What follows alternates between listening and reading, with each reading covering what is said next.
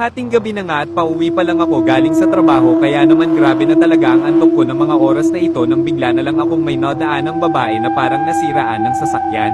Kumaway nga siya sa akin na parang humihingi ng tulong kaya naman hindi na ako nagdalawang isip na igilid ang minamaneho kong sasakyan at tignan ang kalagayan ng babae. Bigla na lang daw huminto yung sasakyan niya at hindi na umandar pa, kaya baka daw ay meron akong maitutulong sa kanya kung paano ang gagawin. Pero dito ay wala talaga akong ideya gawa ng antok na rin ako dito at talagang concern lang ako sa babae na baka kung anong nangyari sa kanya kaya bumaba ako. At dito nga habang sinasabi niya yung nangyari sa kanya ay may hindi ako inaasahang makita, napansin kong may mga bahid ng dugo ang sasakyan ng babae na parang sariwa pa. Pero hindi ko na lang muna pinansin at nakikinig pa rin ako sa kanya dito kahit na parang kinakabahan na ako sa mga nakita ko. At sa hindi na naman inaasahan ay kahit sa salamin ng sasakyan niya ay may nakita akong bahid ng dugo na parang may nangyaring kung ano sa loob ng sasakyan. Nawala na nga dito yung antok ko at biglang napalitan ng kaba at takot kaya naman nagdahilan ako sa kanya na tutulungan ko siya at tatawag ako ng tutulong sa kanya.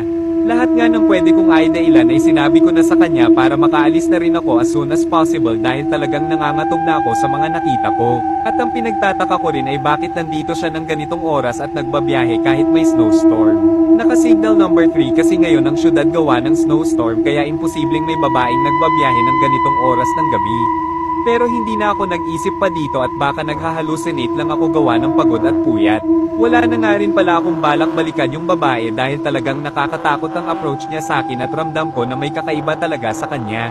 Nung kinakausap niya kasi ako kanina kung ano-ano yung mga sinabi niya na hindi tugma-tugma at halos sobrang layo sa sasakyan niyang sira na para bang may gusto siyang ipahiwatig at sabihin na hindi niya masabi ng diretso.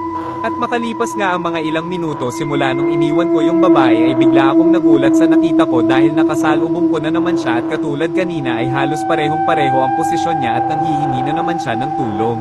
Dito ay talagang tumaas na ang balahibo ko sa takot at hindi na ko nagdalawang isip na patakbuhin ng mailis ang sasakyang minamaneho ko.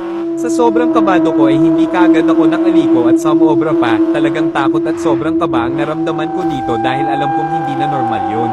Ang nasa isip ko na lang talaga dito ay makauwi na kagad ako dahil kung totoo nga ang nasa isip ko na isang elemento ang nakasalubong ko ay maaaring hindi ako tigilan ng elemento na yun hanggat hindi niya nakukuha ang gusto niya.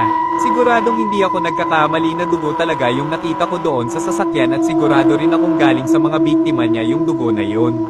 At sa hindi na naman inaasahan ay bigla ko na naman siyang nakita at nakasalubong at tulad nung nauna ay ganyan na ganyan rin siya. Halos hindi ko na maigalaw ng maayos dito yung mga katawan ko gawa ng takot at kaba pero ang nasa isip ko dito ay makauwi ng ligtas. Dapat pala hindi ko na hinintuan yung babae na yon kanina, baka dahil sa ginawa ko ay ako yung napili niyang sunod na biktimahin. Malapit na nga akong makauwi dito nang bigla na naman siyang nagpakita at sa oras na ito ay umaandar na yung sasakyan niya na papasalubong sa akin. Parang may pinapahiwatig talaga siya sa akin na hindi ko malaman gawa nga ng puyat at pagod ko galing sa trabaho. Kung makikita nyo nga dito ay sobra na yung kaba at takot na nararamdaman ko at nag-struggle na rin ako sa pagmamaneho. Dito nga sa part na ito ay hindi ko na nagawang i-park pa ng maayos yung sasakyan ko at kaagad na rin akong pumasok at tumakbo sa loob ng bahay ko. Natatakot akong baka pati sa pag-uwi ko ay sumunod sa akin yung babae. Ngayon nakauwi na nga ako ay hindi ko pa rin alam kung anong susunod na mangyayari kaya naman talagang nakatingin ako sa labas na baka mamaya ay nakasunod pa rin siya.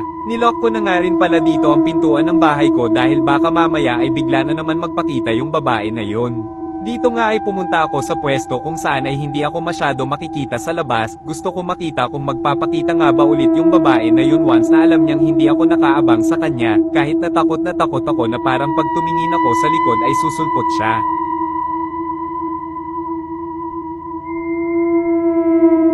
Dito nga ay walang sign na sinusundan pa rin ako nung babae na yun kaya naman nakapag-decide na rin akong matulog na lang at baka nga hallucination ko lang yung mga nakita ko gawa ng pagod at puyat. Aakyat na sana ako dito sa taas para makapagpahinga na nang bigla akong natakot sa nakita ko, biglang sumulpot na lang ulit yung sasakyan ng babae kung saan ko iniwan yung sasakyan ko. Dito talagang naniniwala na ako talaga ang target ng babae na yon. Ngayon ay sasakyan niya na lang yung nakikita ko at hindi ko alam kung nasaan siya sa mga oras na ito. Blanko na nga ang utak ko dito sa sobrang takot na parang iiyak na ako, hindi ako makagalaw dahil na rin sa sobrang kaba nang bigla kong maalala na naiwan kong bukas ang likod ng bahay ko kung saan ay pwedeng pumasok yung babae na yon. Nang bigla na lang may parang humawak sa likod ko na mabigat na bagay at sobrang lamig.